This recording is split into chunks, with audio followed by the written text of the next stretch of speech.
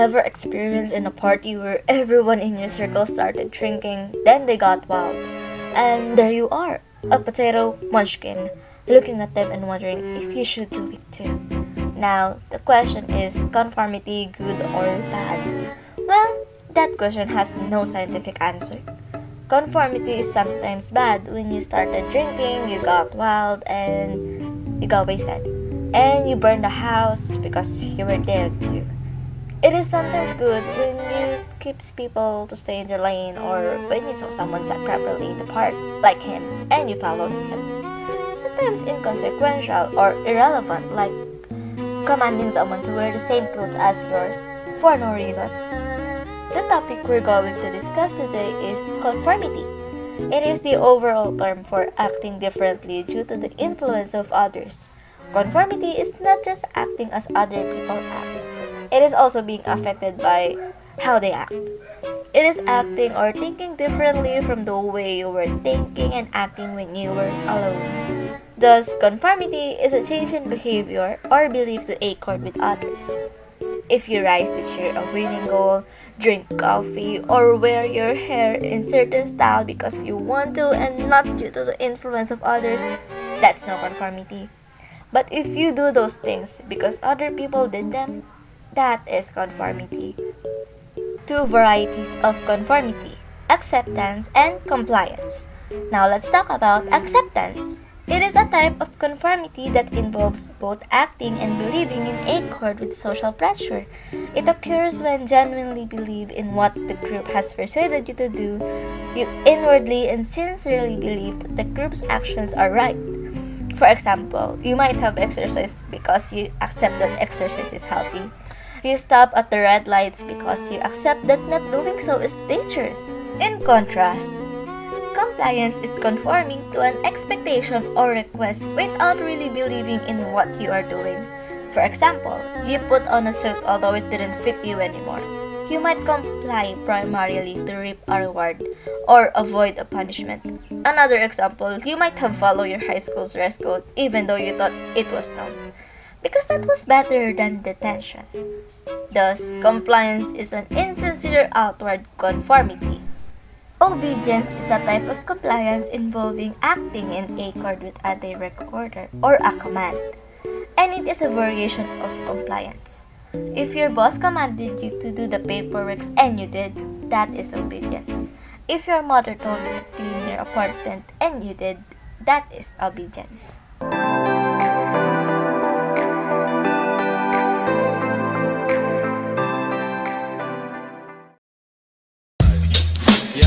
Yo, yo, yo! Yeah! Mic check, mic check! Yeah! Wait. Gumagana ba to? Gumagana ba tong mic, Mel? Gumagana! 1096! Ako na po muna. Sing! Hello. Today, we are going to talk about some conformity stuff. So let's start. Researchers who study conformity and obedience construct miniature worlds in laboratories to study conformity. One of them is the Sheriff's Studies of Norm Formation. Long story short, Sheriff conducted an experiment with the aim of demonstrating that people conform to group norms when they are put in an unclear situation. Sheriff said that this experiment showed that people would always tend to conform. Rather than make individual judgments, they tend to come to a group agreement. Autokinetic phenomenon is the apparent movement of a stationary light in the dark. Sheriff had taken advantage of this optical illusion to see if the participants will conform to a group norm. Another form of conformity is the chameleon effect. It is our natural mimicry of posture and mannerisms of others' behaviors in one's current social environment, which can either be done consciously or subconsciously. It is usually used to create bonds of intimacy and friendship. Mass hysteria, on the other hand, known as conversion disorder, is the suggestibility to problems that spreads throughout a large group of people that often spirals into panic. The group members feed off each other's emotional reactions, causing panic to escalate. So that's all for my part. I hope you've learned something.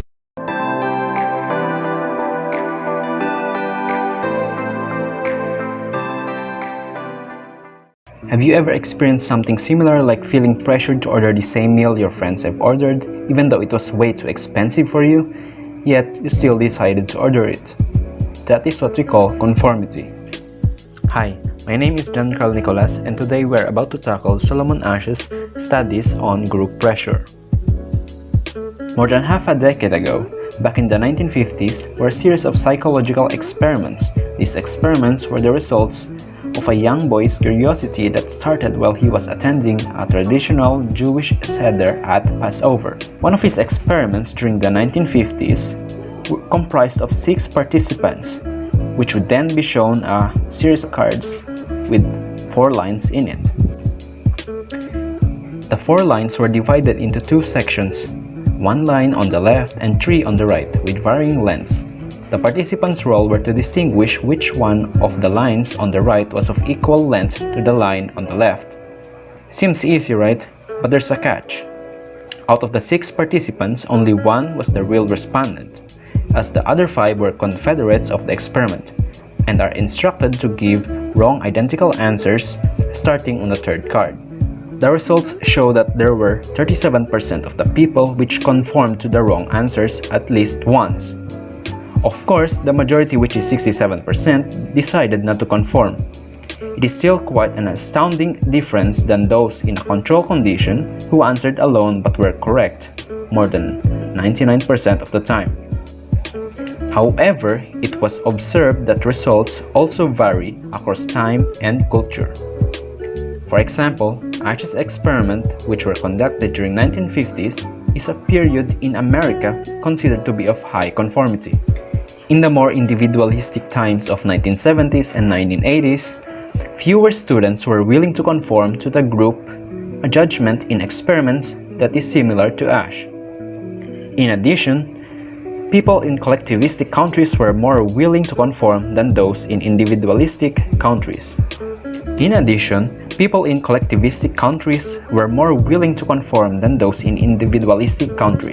Moreover, even modern internet-savvy citizens are not immune to conformity. Michael Rosander and Oscar Erickson showed internet users such questions as, "In what city can you find Hollywood?" along with a graph showing most users thought it was San Francisco, when it was actually Los Angeles.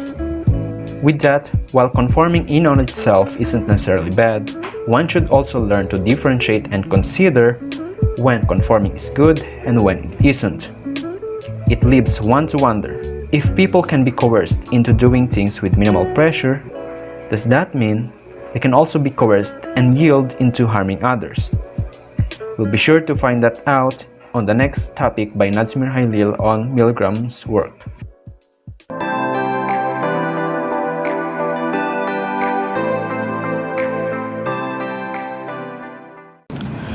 Hi there! For the Stanley Milgram's obedience experiment, the world's most famous experiment in the annals of scientific psychology and social psychology, is by Stanley Milgram, that tested the demands of authority class and the demands of conscience. The study was conducted in July of 1961 at Yale University, that included a learner that was a Confederate one and the teachers, who were the 40 participants chosen by Milgram to conduct the study. According to Milgram, while working with Solomon Asch, he wondered if conformity experiment could be made more humanly significant. After observing the experiment, he questioned himself, how would a person react or respond if he is instructed by an experimenter in an experiment to shock a person or a learner as a punishment for misanswering queries by the teacher? Will they obey or not? Perhaps what energized his interest in conducting the study is his willing desire to answer questions on why Nazi soldiers obeyed commands from their authority to do such horrendous and immoral actions during the Holocaust of World War II that killed millions of lives of Jewish people. And Milgram is a Jewish man. He is an affiliate and a member of the Jewish culture. Turns out that the Nazi soldiers obeyed the commands of an authority. Moreover, Milgram did not only reveal why people obey an authority, he also examined what breeds obedience, and that's to be tackled later on. For the ethics of Stanley Milgram's obedience experiment, his participants caught his attention because of the high rates of obedience that the participants showed, especially on the negative view of conformity. Some social psychologists disturbed by the procedures he used. The learners in this study did not receive shock. He disengaged himself from the electric chair and just turned on the audio tape that delivered the protest. Nevertheless, some critics have said that what Milgram did to his participants, what they assumed they were doing to the learner. For the critics, it was a mental torture. For Milgram stressed them against their own will.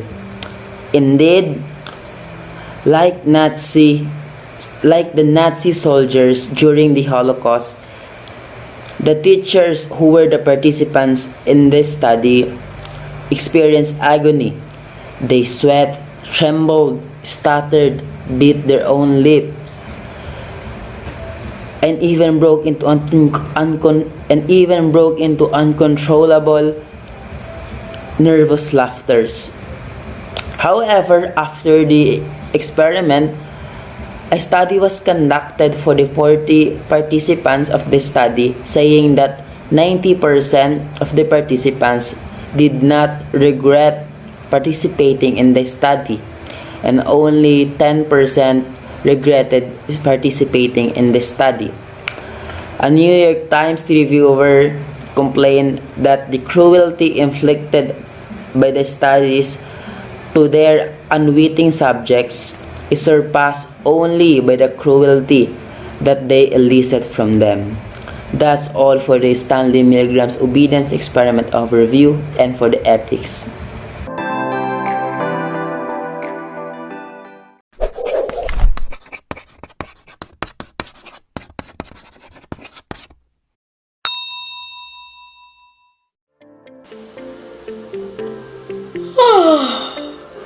Oh, excuse me. Have you ever yawned because somebody else yawned? You aren't tired, but suddenly your mouth opens wide and a big yawn comes out. This phenomenon is known as contagious yawning. Let's take a look at a few of the most prevalent ones, beginning with two physiological hypotheses before moving to a psychological one. Our first physiological hypothesis states that contagious yawning is triggered by a specific stimulus, an initial yawn. This is called fixed action pattern. Think of a fixed action pattern like a reflex. Your yawn makes me yawn. Similar to a domino effect, one person's yawn triggers a yawn in a person nearby that observed the act. Once this reflex is triggered, it must run its course. Have you ever tried to stop a yawn once it has begun? Basically, impossible. Another physiological hypothesis is known as non-conscious mimicry, or the chameleon effect. This occurs when you imitate someone's behavior without knowing it, a subtle and unintentional copycat maneuver. This hypothesis suggests that we yawn when we see someone else's yawn because we are unconsciously copying his or her behavior. Scientists believe that this chameleon effect is possible because of a special set of neurons known as mirror neurons. Mirror neurons are a type of brain cell that responds equally when we perform an action as when we see someone else perform the same action. These neurons are important for learning and self-awareness. The next time you get caught in a yawn, think about what just happened. Were you thinking about a yawn? Did someone near you just yawn? Is he some stranger or some close person? Or are you yawning right now?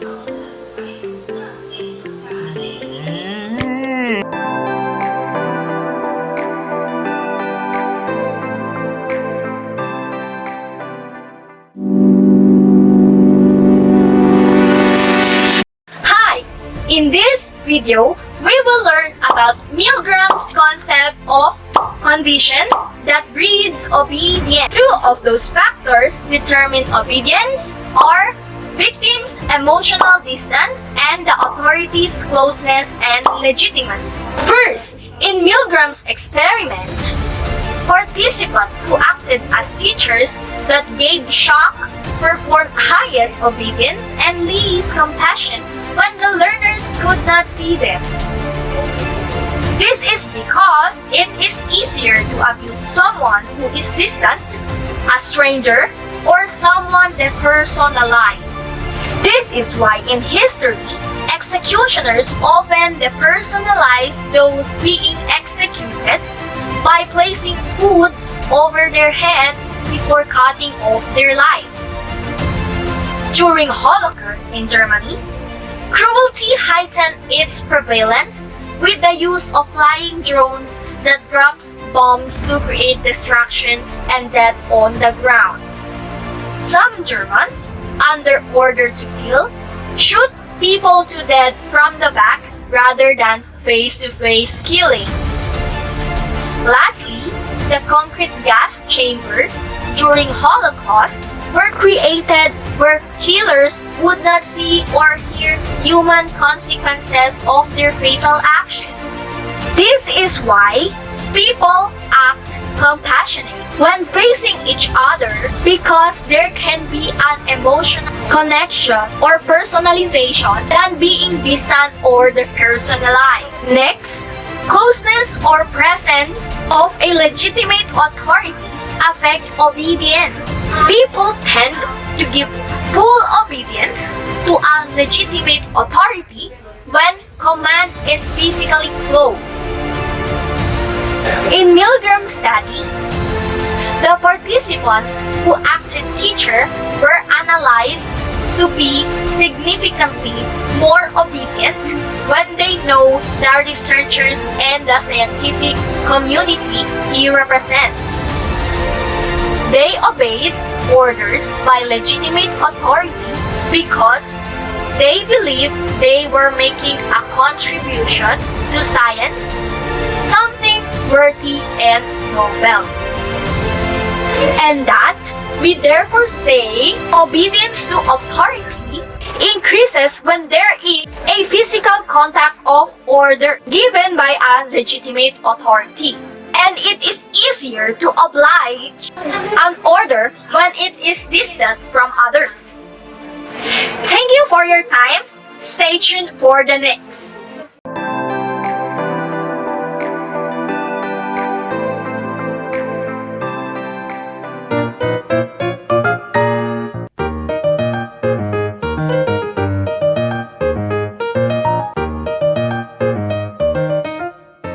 Hello there viewers, my name is Juan Matthew Farmaguirre.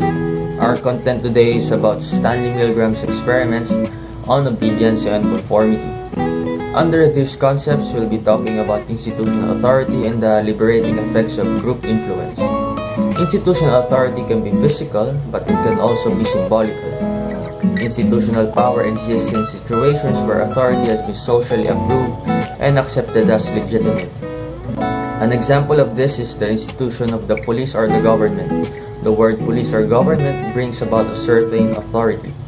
Their sense of authority is instilled in our mind for us to obey them because they are approved by the society and accepted as a legitimate authority figure.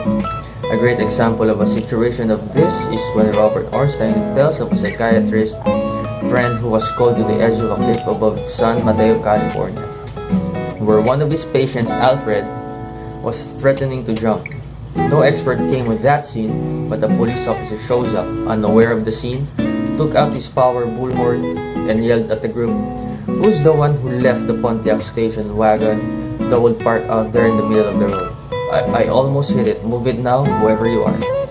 Hearing the message, Alfred obediently got down at once, moved the car, and then without a word got into the police cruiser for a trip to a nearby hospital. Next is the liberating effects of group influence. These old school experiments give us a negative view of conformity, but conformity can also be constructive. A good example of this would be the heroic fighters who rushed into the flaming World Trade Center towers on 9/11 were incredibly brave. Note the social psychologists Susan Fisk, Rosanna Harris, and Amy Cady. But they were also partly obeying their superiors, partly conforming to extraordinary group loyalty. Milgram captured this liberating effect of conformity by placing the teacher with two Confederates who were to help conduct the procedure. Both Confederates defied the experimenter, then ordered the real participant to continue alone. He did not continue. 90% liberated themselves by conforming to the defiant Confederates. And that's it for now. I hope you guys learned something. Thank you for listening, and now we're going to proceed to the next subtopic, which is about behaviors, attitudes, and the power of social norms. This is going to be presented by my co-group mate, Nicole Rayam Bonanza. I hope you guys enjoy and have a wonderful day.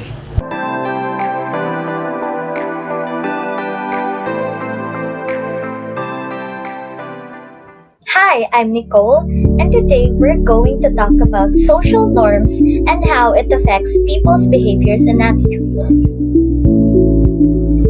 But first, we need to know, what is social norms?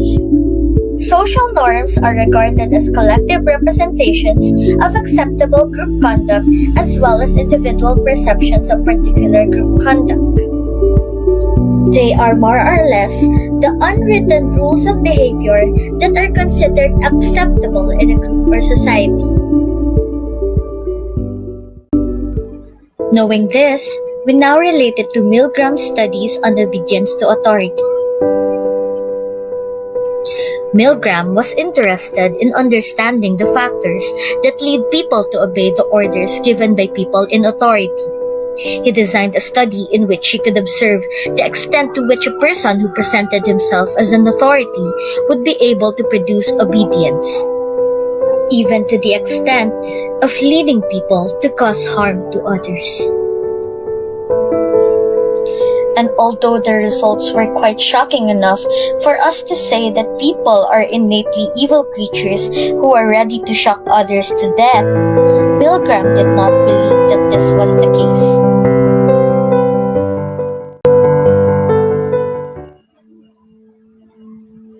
Social norms can change according to the environment, situation, and culture in which they are found, and people's behavior will also change accordingly.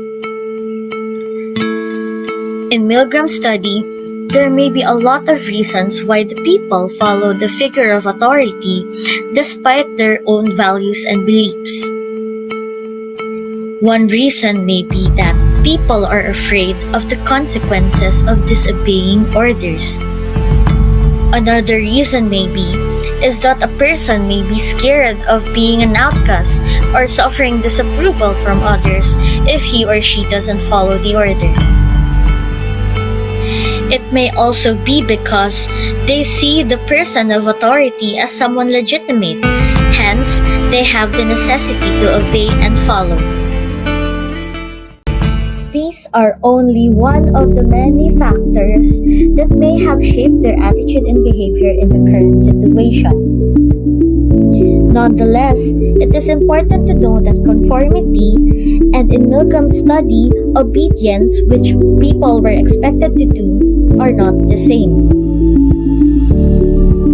Conformity is one of the effect of influence of others on our thoughts, feelings, and behavior, while obedience is the change of an individual's behavior to comply with a demand by an authority figure, in which case, Milgram's case study was obedience. Once again, this is Nicole. Thank you for listening.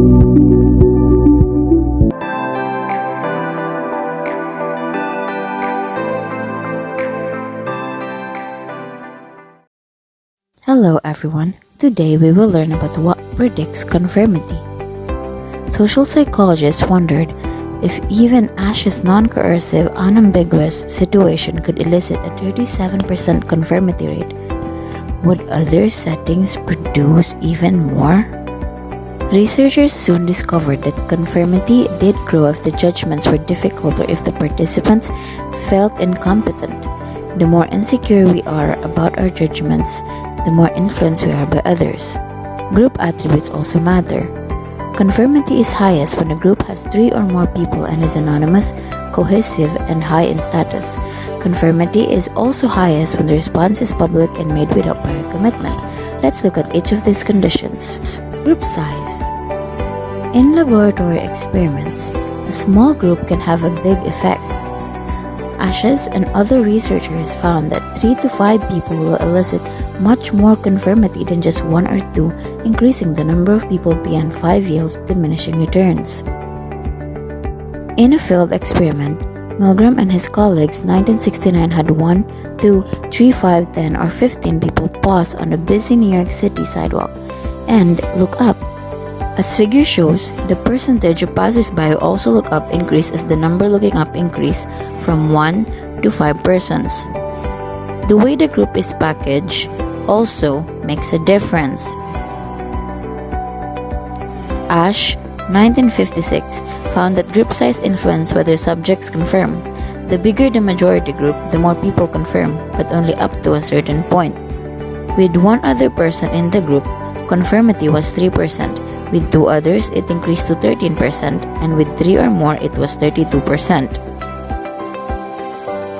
Optimum conformity effects, 32%, were found with a majority of 3. Increasing the size of the majority beyond 3 did not increase the levels of conformity found. Brown and Bryan of 1997 suggest that people might suspect collusion if the majority rises beyond a 3 or 4. According to Hogg and Volk in 1995, the most robust finding is that conformity reaches its full extent with 3-5-person majority, with additional members having little effect. Anonymity.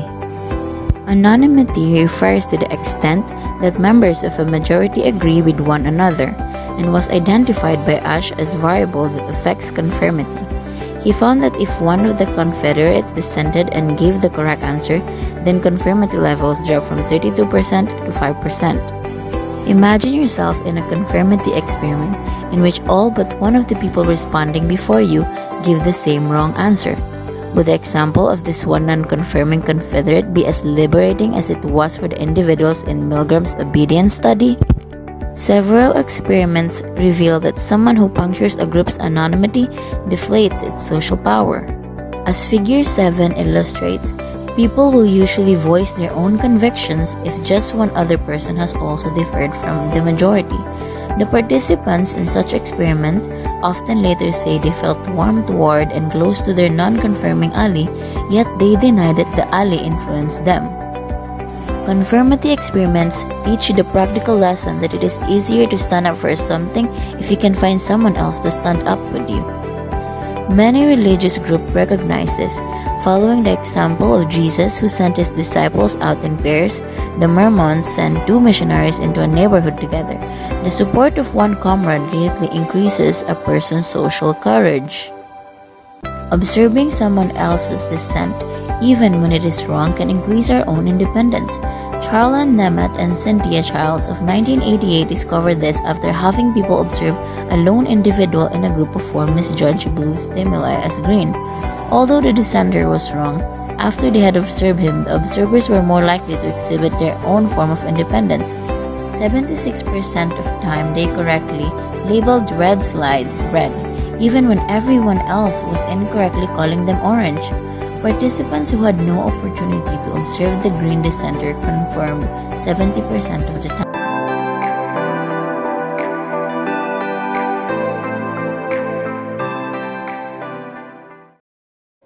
Have you ever conformed to other groups so easily? No? Then welcome to cohesion. As what Clark and Maas say in 1988, a minority opinion from someone outside the groups we identify with sways us less than the same minority opinion from someone within our group. That we feeling in which members of a group are bound together, such as by attraction to one another, is what we called cohesiveness. The more cohesive a group is, the more power it gains over its members. Cohesion could also be tragic. When 500-man German Reserve Police Battalion 101 in 1942 were ordered to send the male adults from the 1,800 Jews in a nearby village to a work camp and to shoot the women, children, and elderly. Well, a dozen stepped out, but the rest participated. Those men were constrained by the power of cohesion. Scary, right? Another situation that could trigger conformity is the status. Have you ever bought an item because the endorser is well known and has a higher status? Yes? Then you're under the influence of status. Driscoll and Mullen in 1990 say that higher status people tend to have more impact. In Milgram's study of obedience, people of lower status accepted the experimenter's commands more readily than people of higher status. In other words, people of lower status were more likely to conform than with people of higher status. What else predicts conformity?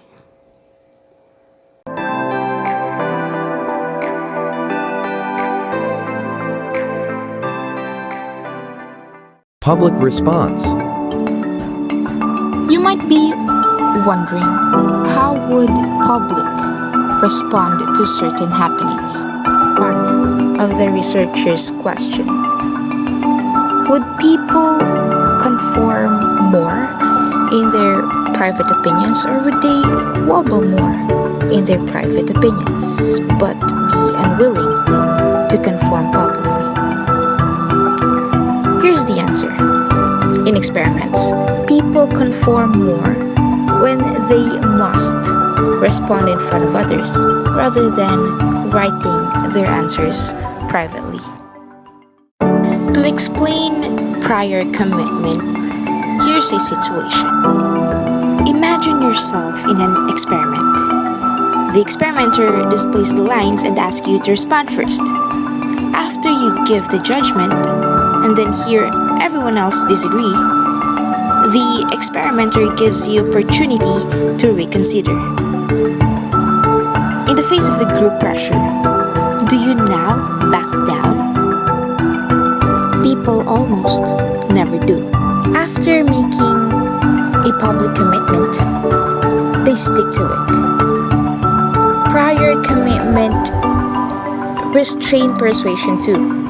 Making public commitment makes people hesitant to back down. To simplify, prior commitment is a situation wherein one doesn't let other people influence his or her answer or decisions because prior to that, he already had one.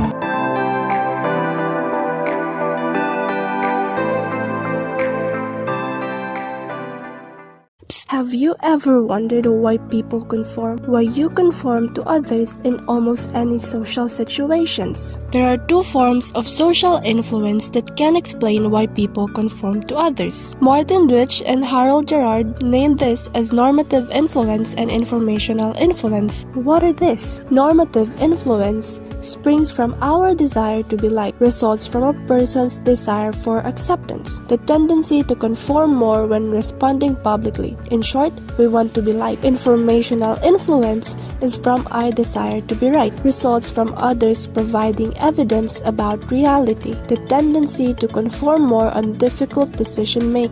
Simply, we want to be right. As most of us know, social rejection is painful. When we differ from group norms, we often pay an emotional price. Normative influence often sways us without our awareness. People wanted so much to be accepted and liked by others and are afraid that they will not be because they had stood ground against them. Sometimes, the high price of nonconformity compels people to support what they do not believe in, or at least to suppress their disagreement. Normative influence leads to compliance, especially for people who have recently seen others scorned or who are seeking to climb status ladder. On the other hand, informational influence leads people to privately accept others' influence. If your friend leads you to a particular hobby, you will gain information that may lead you to like what your friend likes, even if you don't care what your friend likes. Person can influence experiences that informs our attitudes. However, that influence doesn't last forever. In one study, conformity to others' opinion lasted no more than 3 days. When the participants conformed to a wrong answer, their brain regions dedicated to perception became active, and when they went against the group, brain regions associated with emotions became active. In similar experiments, brain regions associated with performance, learning, and reward became active when people conform. This result suggests that conformity may genuinely shape perceptions. People may conform because they are afraid of being wrong. Once again, in normative influence, conformity is greater when people respond publicly before a group. It is going along with the crowd to be accepted and avoid rejection. In informational influence, conformity is greater when participants feel incompetent, when the task is difficult, and when the individuals care about being right. It captures how beliefs spread to obtain important information. Concern for social image produces normative influence. The desire to be correct produces informational influence. In day-to-day life, normative and informational influence often occur together.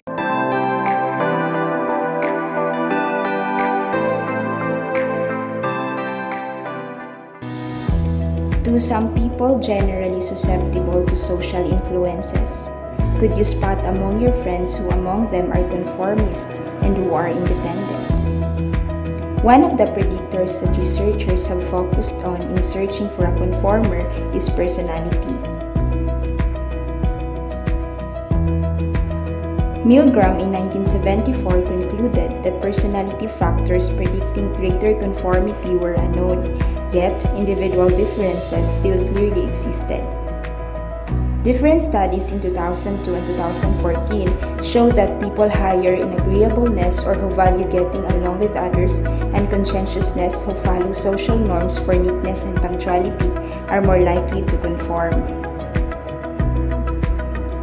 Two studies also found that students with strong belief in their free will and personal control were less likely to conform. In 2004, there was an Army report on the Abu Ghraib prison abuse wherein 3 men stood apart from their comrades despite of threats of ridicule and court-martial. In their own free will, Lieutenant David Sutton terminated one incident and alerted his commanders. William Kimbrough resisted pressure in participating in proper investigation, and Specialist Joseph Darby gave military police the evidence that raised the alarm.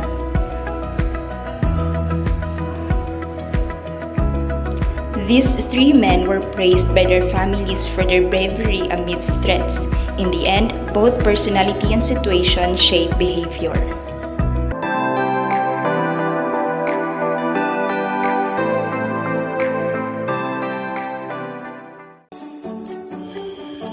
There are evidence that conformity is greater in some cultures than others.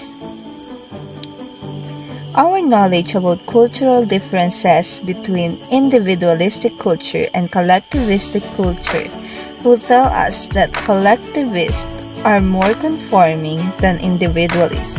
There are some support for this. In 1996, Bond and Smith analyzed results of 133 studies that had used Ashline judging tests in 17 different countries. They categorized each of the countries in terms of the degree to which it could be considered collectivist versus individualist in orientation. They have found that conformity is greater in collectivistic country than in individualistic country. In another analysis in 1999, Kim and Marcus analyzed advertisements from popular magazines in the United States and in Korea to see if they differentially emphasize conformity and uniqueness. As shown in the figure, Kim and Marcus found that US magazine ads tend to focus on uniqueness, whereas Korean ads tend to focus more on conformity. Although the effects of individual differences on conformity tend to be smaller than those of the social context, they do matter. Conformity, like most other social psychological processes, represents an interaction between the situation and the person.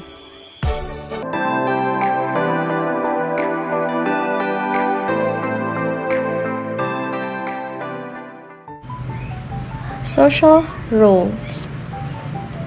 First, let's define what is social role. Socially defined pattern of behavior that is expected of persons who occupy a certain social position or belong to a particular social category. These are expectations on people of a given social status in terms of behavior, obligations, and rights. People learn to behave in certain situations by observing the social roles of others and conforming to this behavior. Each of us has several social roles. The following are some examples of social role. First is a teacher. Teachers are expected to play the social roles of being able to teach the students efficiently, doing their lessons at their cubicles, offer guidance, and encourage the students. Another example of social role is a student. In a school setting, if you look around, we likely see students engaging in studious behavior, attending class, listening to professors, taking notes, and reading the textbooks. In the concept of social roles, the world is imagined as a stage, and the individuals who take up different social roles are thought of as actors.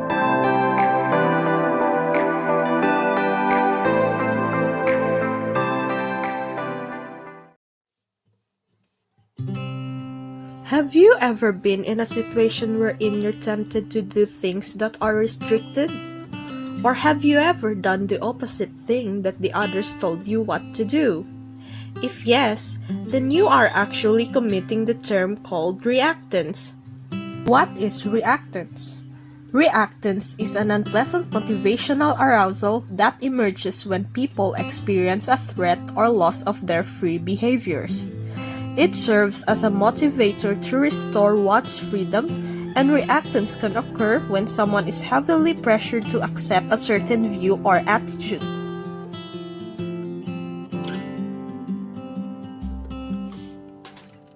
People act to protect their sense of freedom. This statement is supported by tons of experiments showing that attempts to restrict a person's freedom often produce an anti-conformity or boomerang effect. Because we know we should do it, it becomes difficult to actually do it without feeling our freedom is compromised. But if we know others are doing it by normative influence, we're more likely to do it too. And it is due to the principles of conformity. And that answers the question, do we want to be different? Of course, we do. But there are times wherein we may subject ourselves to conformity because we have that desire to fulfill others' expectations just because they're also doing the same thing.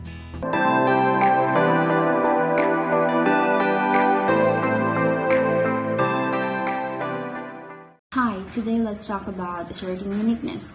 Imagine a world full of complete conformity where there were no differences among people. Would such a world be a happy place? If non-conformity can create discomfort, can sameness create comfort? People often feel uncomfortable if they ever stand out in a group. But in individualistic Western cultures, they also feel uncomfortable when they appear to be the same with everyone else. Maybe because non-conformity has become associated with high status.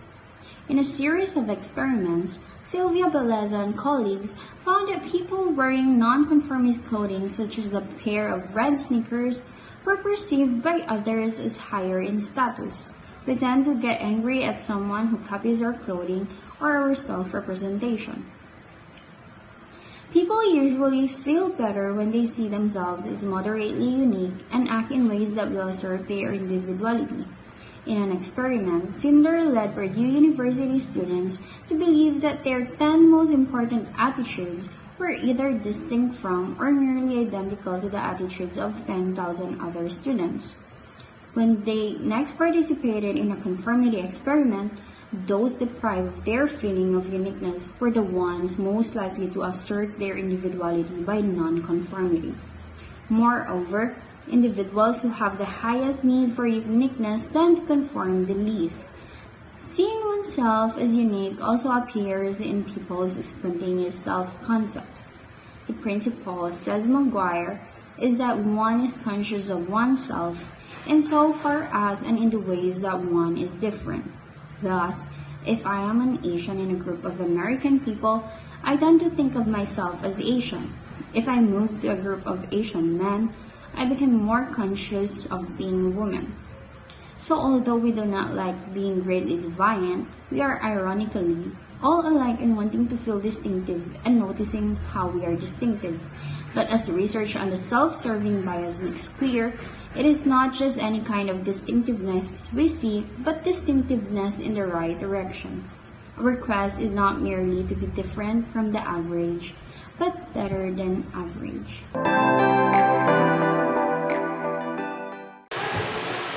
Individualists assume the prominence of individual and celebrate the one who stands against the group.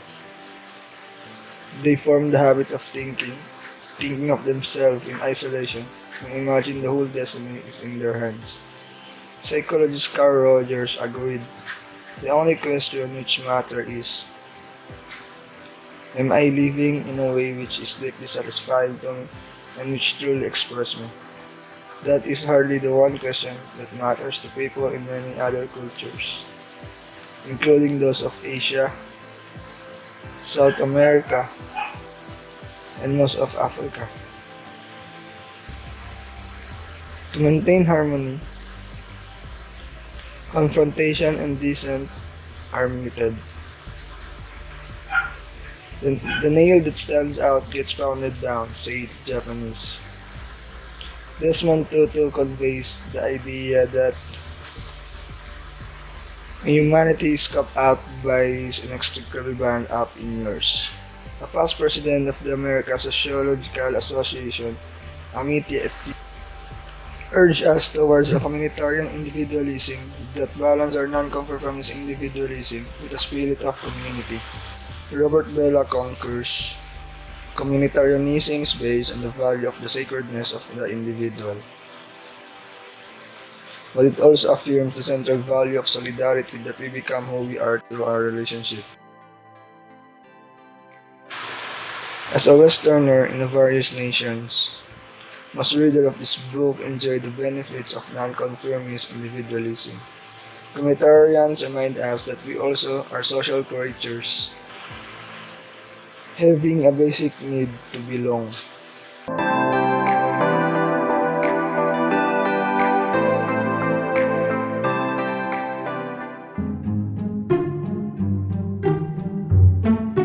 These two women did a study about conformity experiment inside the elevator. What they did was they took a strange position inside the elevator, and there was a man who came in and wondered why they were in that position.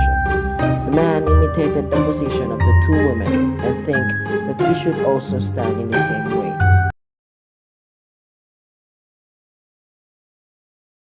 These three men also did a strange experiment regarding the invisible rope that pretended to be blocking them in the middle of the road, and one of them was their accomplice, who first avoided them when doing so, followed by their victim, who also did what the first man did, just in case he might fall off if he will not avoid the invisible rope.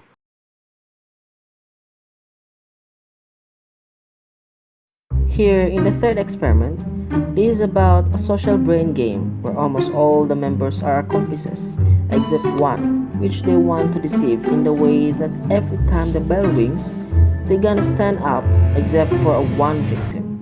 At first, she didn't follow, but it didn't take long. Eventually, she followed them by standing also, thinking that may be included in the rules that should be done within the center.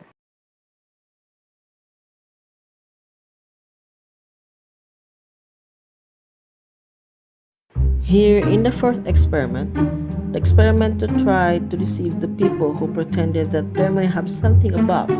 So most of them looked at the sky because they were curious and thought why they are looking at the sky. It often happens in our society wherein if there are people looking up the sky, others do conform because they are also curious and worried what is happening.